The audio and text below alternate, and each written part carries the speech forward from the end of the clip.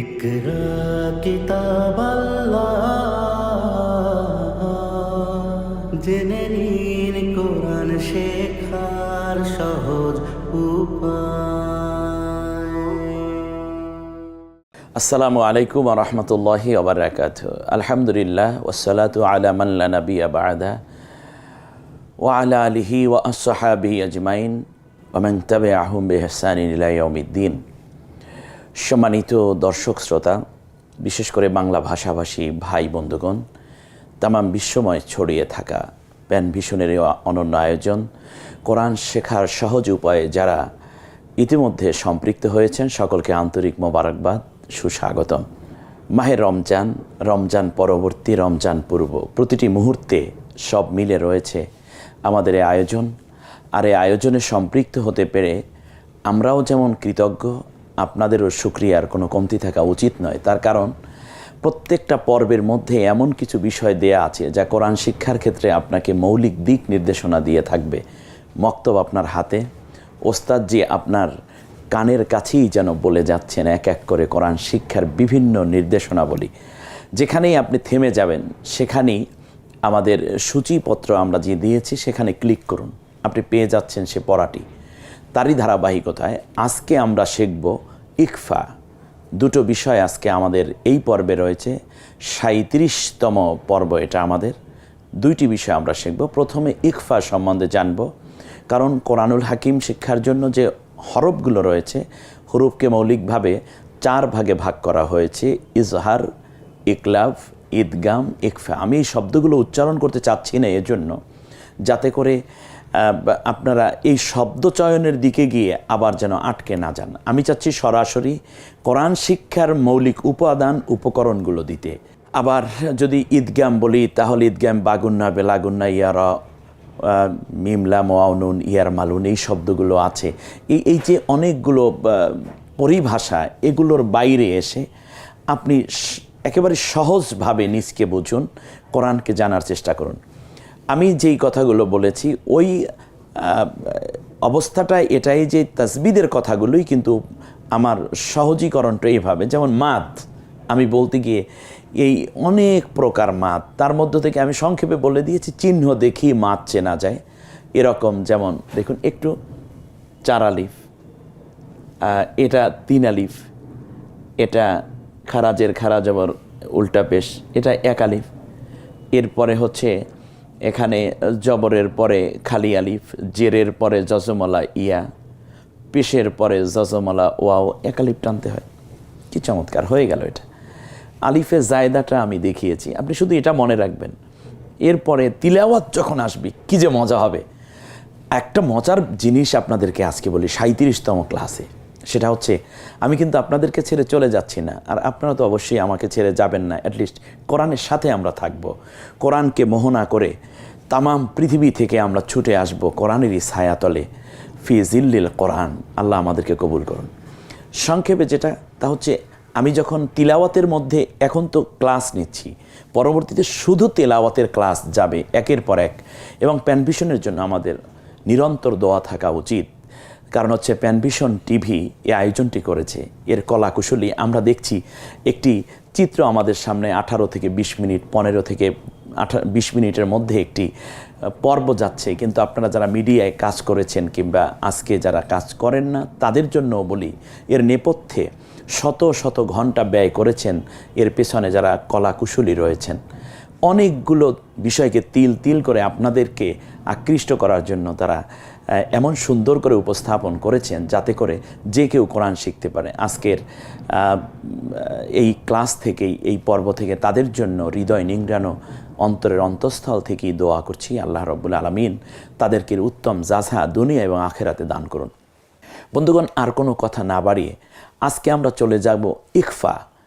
এই শব্দটি আমি এর জন্য বললাম যেহেতু খুব সংক্ষেপ মনে রাখি। ইকফা শব্দের অর্থ গোপন করা, অর্থাৎ উচ্চারণের দিক থেকে যেমন 5 আমরা 5 বলি, এই 55, এই চাঁদ, এই যে রমজানের বাঁকা চাঁদ, এই চন্দ্রবিন্দু দিয়ে যে আমরা চন্দ্রবিন্দু দিয়ে যে উচ্চারণটা করি, যেভাবে ইকফা ঠিক এই কাজটিই করে থাকে। এই চন্দ্রবিন্দুর মতো নাকের বাসিতে নিয়ে তিলাওয়াতের সৌন্দর্যের জন্য কাজ করে। আর ইতিমধ্যে দেখুন স্ক্রিনে অলরেডি চলে এসেছে। ইকফা বলতে আমরা কি বুঝি?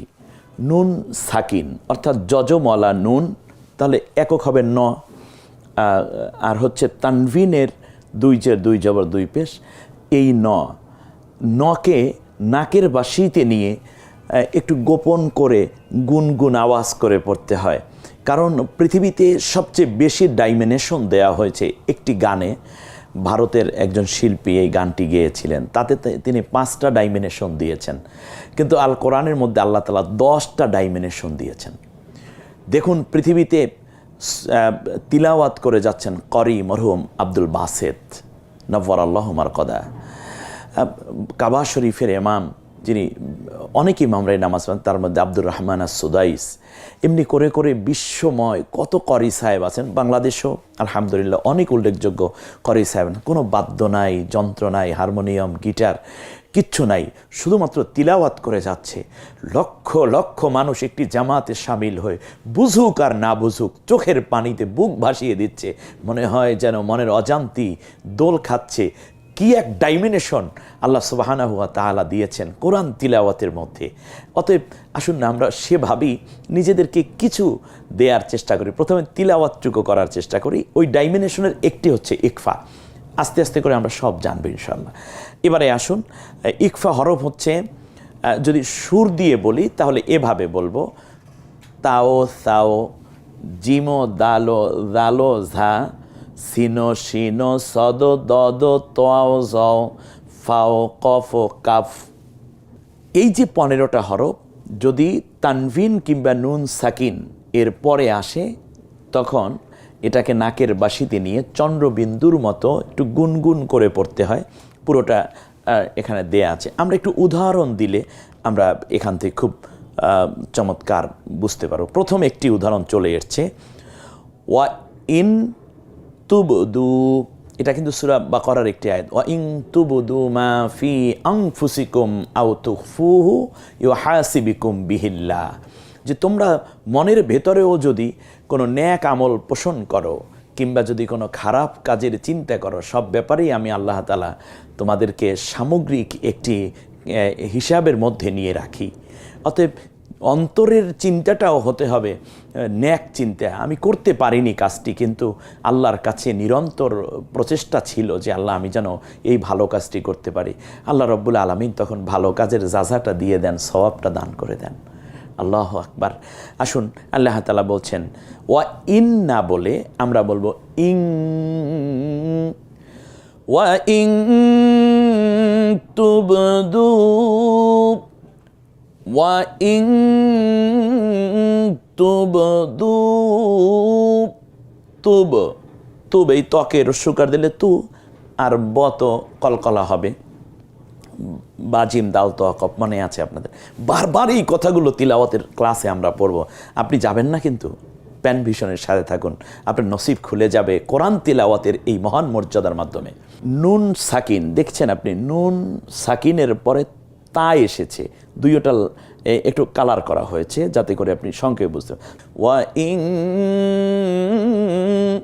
ওয়া ইং, এই যে একটু করলেন এটাকে বলে ইকফা। এবারে আমরা চলে যাই, ফাআম্মা মান সাকুলাত, ফাআম্মা, একটু খেয়াল করুন, ফ আকার, অকে আকার, ফা আ, তারপরে ম, ফাআম্মা, একালিপ টানবো, মিমে তাসদিদ হলে গুন্না করে পড়তে হয়, গুন্না। এইটি হলো গুন্না, দুইটা হরফ যার উপর তাসদিদ হলে গুন্না করে পড়তে হয়। এগুলো সব কোরআনের আয়াত। আজকের এই তিলাওয়াতের ক্লাস আমরা উদাহরণের মাধ্যমে তিলাওয়াত করছি। প্রত্যেকটা হরফের বিনিময়ে আপনি পাচ্ছেন কমপক্ষে 10টি করে নেকি, আর প্রথম তেলাওয়াতকারী হিসাবে আপনি পাচ্ছেন দ্বিগুণ সওয়াব। সুবহানাল্লাহ। আর এই রমজান মাসে যদি আপনি প্র্যাকটিস করেন তাহলে তো মাশাআল্লাহ কমপক্ষে 70 গুণ উপরে, কত আল্লাহ তাআলা ভালো জানেন। আল্লাহু ইউদাইফু লিমান ইয়াশাউ বিগাইরি হিসাব। তাহলে আসুন আমরা ফা আম মা মান না বলে, ময় আকারা শুধু ন এটা না বলে আমরা বলব মাং মাং, এই যে নাকের মধ্যে নিয়ে একটু গুনগুন আওয়াজে فأما من ثقلت, এই হলো এটা আল্লাহ তাআলা বলছেন যার নেকের পাল্লা ভারী হয়ে যাবে তার জন্য রয়েছে শুভ সংবর্ধনা এবং ঐতিহাসিক একটি কনগ্রাচুলেশনস তাকে দেওয়া হবে জান্নাতের মধ্যে। আর যাদের নেকের পাল্লা হালকা হয়ে যাবে তাদের জন্য রয়েছে শুধুই কষ্ট এবং তাদের জন্য রয়েছে অবহেলা, উদাসীনতা এবং আফসোস, জাহান্নামের শাস্তি। এ আল্লাহ সূরা জিলজালের মধ্যে বলেছেন। আপনি কিন্তু অলরেডি আয়াতের কিছু অংশ পড়ে ফেলেছেন। ফাআম্মা মান সাকুলাত মাওয়াজিনুহু, এখানে একেবারে যার পরে মানে জেরের পরে ইয়া সাকিন একেবারে শেষ দিকে একালিপ টেনে বলবো, এরপরে মা একালিপ টেনে বলবো, জবরের পরে খালি আলিফ, এমনি করে। এরপর তৃতীয় উদাহরণটা আমরা দেখি, সেটা হচ্ছে সূরা কুরাইশ থেকে নেওয়া হয়েছে। আত, খেয়াল করুন, আত আত মা হুম মিং জু মিং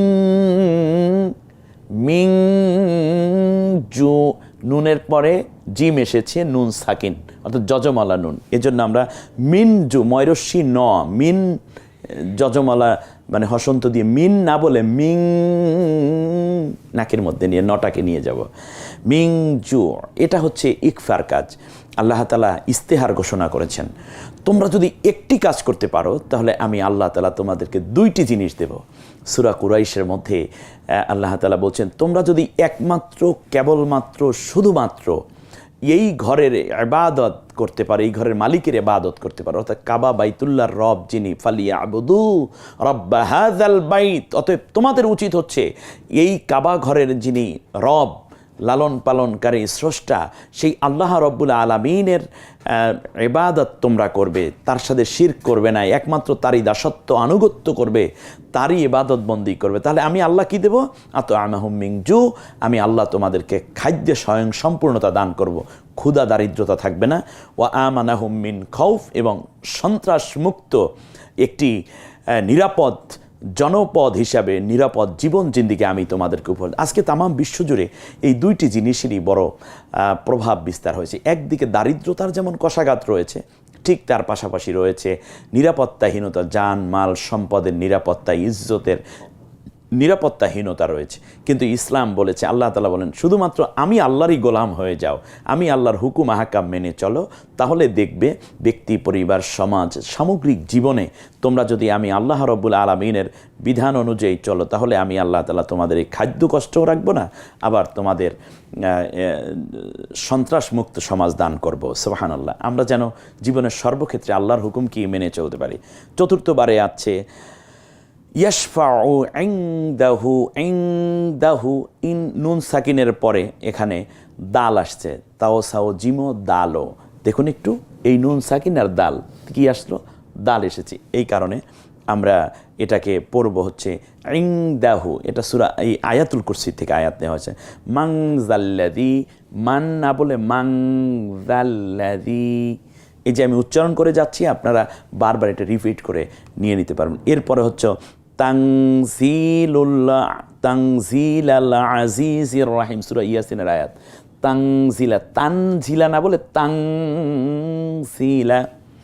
এরপরে হচ্ছে তানজিলা, যার পরে ইয়াব সাকিন, জেরের পরে ইয়া সাকিন একালিপ টেনেও বলবো। তানজিলাল আজিজির রাহিম। এরপরে খলাকল ইনসানা মিন আলাক, কফ কলকলা হবে। ইনসানা না বলে ইনসানা না বলে আমরা বলবো ইনসানা, খলাকল ইনসানা। এরপরে আযাবুন শাদীদ, আযাবুন শাদীদ না, আযাবুন শাদীদ, কারণ শিনটা হলো ইকফার হরফ, তানভিনের পরে এসেছে, এজন্য আমরা আযাবুন, বুন না বলে বুং। এরপরে 8টা উদাহরণ হলো। এবারে আমরা ফাংসুরনা, ফাংসুরনা, ফান না বলে ফাং বলবো, তার কারণ নুন সাকিনের পরে সদ এসেছে, সদ দদ ত জ যে হরফগুলো আছে, ফাংসুরনা। এরপরে কি আসবে? মাং দররা, মাং দররা, মান দররা না, মাং দররা। এরপরে হচ্ছে ফাং তলাক মিনহা, ফাং তলাক, তোয়া যেহেতু তজ ফাও কপ কাপ এই 15টা হরফের একটি এসছে এখানে নুন সাকিনের পরে। এরপরে হচ্ছে মাং জালামা, মাং জালামা, মান জলামা না, মাং জলামা, ত জটা হলো ইকফার হরফ, এই যে নুন সাকিনের পরে। ওয়াজাদাকা আইলান ফাআগনা, ফাআগনা, আইলাং, নবীকে আল্লাহ তাআলা বলছেন, নবী আমি তোমাকে দরিদ্র অবস্থায় পেয়ে তোমাকে আমি ধনী করে দিয়েছিলাম, তোমাকে ইয়াতিম অবস্থায় পেয়ে আমি লালন পালন করেছি, তুমি মক্কায় দাঁড়াবার মতো এক টুকরো জমিন তোমার ছিল না, আমি আল্লাহ তাআলা তামাম বিশ্বের ভূমিকে তোমার জন্য উন্মুক্ত করে দিয়েছি। সুবহানাল্লাহ। ওয়াজাদাকা, সূরা দোহা থেকে এই আয়াতটা নেয়া, অদ্দোহা থেকে নেয়া, ওয়াজাদাকা এইভাবে পড়বেন। এরপরে হচ্ছে আইলাং ফাআগনা, এরপরে হচ্ছে মিং কবলিনা, মিন কবলিনা বরং হয় মিং কবলিনা, নুন সাকিনের পরে কফ এসেছে। আর শেষ উদাহরণটা হচ্ছে যেমন ইসরং কামা, ইসরং, রন না, রং, ইস রং কামা হাবালতাহু। আমরা এই উদাহরণগুলো জানলাম। তাহলে ইকফা কি জিনিস? সবগুলো আয়াত থেকে পড়া। অতএব কোরআনের আয়াত আজকের তিলাওয়াত এবং উদাহরণ একই সাথে সম্পন্ন হলো। অবশ্যই আপনাদের ভালো লেগেছে, আর এটাই বারবার আপনি তেলাওয়াত করতে থাকেন। এগুলো সব কোরআনের আয়াত। এতদিন কিছু পারেন নাই, আজকে একটা শব্দ পড়ুন না কোরআন থেকে, কালকে 2টা পড়ুন, সব মিলে কালকে একটি আয়াত পড়ুন, আগামী 3 দিন বসে একটি আয়াত আপনি পড়েন, তবুও তো পড়া হলো। এর পরের দিন থেকে দেখবেন 1 আয়াত এক এক দিন পড়েন, তারপরের দিন থেকে 2 আয়াত এক এক দিন, এমনি করে করে 2 আয়াতের মধ্যে 10টা ভুল আছে। এমন একটি সময় আসবে যখন আপনার ভুল থাকবে না। প্রথমবার 30 পারা পড়বেন, হোক না সব ভুল, তাতে কি পরের বারে আর ভুল হবে না। কি চমৎকার পড়া! অতএব কোরআনের মধ্যে ডুব দিন, ডুবে যান। হীরা মণি মুক্তা জহরাত পান্না চুন্নি কোষ্টি ইউরেনিয়াম প্রচুর দিয়ে আল্লাহ অনেক রত্ন দিয়ে কোরআন ভরে রেখেছে। আপনার জীবন হয়ে যাবে অতি দামি। আসুন না আল্লাহ তাআলা কোরআনের সাথে নাজাতের পথে আরও এক ধাপ এগিয়ে যাওয়ার তৌফিক দান করুন। সকলকে আল্লাহ তাআলা সুস্থতার সাথে আরও বেশি করে কোরআনের নূর নিয়ে নিজেদেরকে ধন্য হওয়ার তৌফিক দান করুন।